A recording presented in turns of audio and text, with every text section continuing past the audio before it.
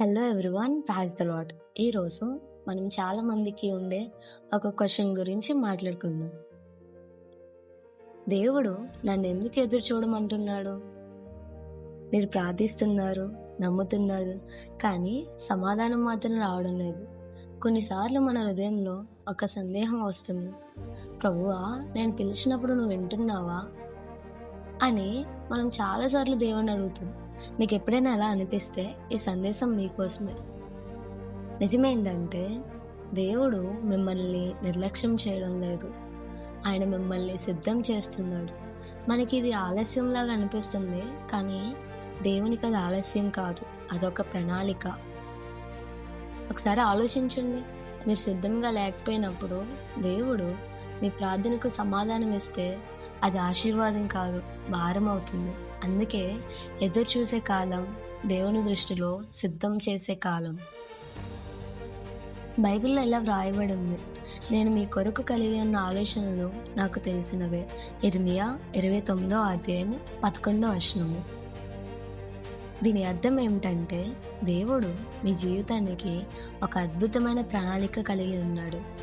మీరు ఇప్పుడు చూస్తున్న పరిస్థితి తాత్కాలికం, కానీ దేవుని ప్రణాళిక శాశ్వతం. ఈరోజు మీరు ఉద్యోగం కోసం ఎదురు చూస్తున్నారేమో, ఒక సంబంధం కోసం ఎదురు చూస్తున్నారేమో, శాంతి కోసం ఎదురు చూస్తున్నారేమో, కానీ ఒక విషయం గుర్తుంచుకోండి, దేవుని సమయం ఎప్పుడూ ఆలస్యం కాదు, అలా అని ముందుగాను కాదు, అది ఎప్పుడూ సరైనదే. ఈ ఎదురు చూసే కాలంలో 3 విషయాలు జరుగుతాయి.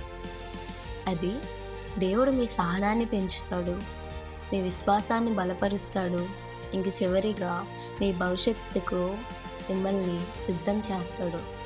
కాబట్టి ఇకపై మీరు ఎదురు చూస్తున్నప్పుడు ఎందుకు నేనే అని అడగకండి. దానికి బదులుగా దేవుడా, నన్ను దేనికి సిద్ధం చేస్తున్నావు అని అడగండి. మీరు రోజు ఈ విధంగా ప్రార్థించండి. ప్రభువా, నేను ఎదురు చూస్తున్నాను, నేను నమ్ముతున్నాను, నా సమయం కాదు, నీ సమయం పరిపూర్ణమని నమ్ముతున్నాను, నా జీవితాన్ని నీ చేతుల్లో అప్పగిస్తున్నాను అని మనం రోజు ప్రార్థించాలి. నమ్మండి.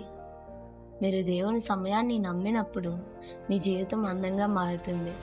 కాబట్టి ఆశ కోల్పోవద్దు, వదిలిపెట్టవద్దు. మీరు చూడలేకపోయినా దేవుడు పని చేస్తూనే ఉంటాడు. Thanks for watching. God bless you.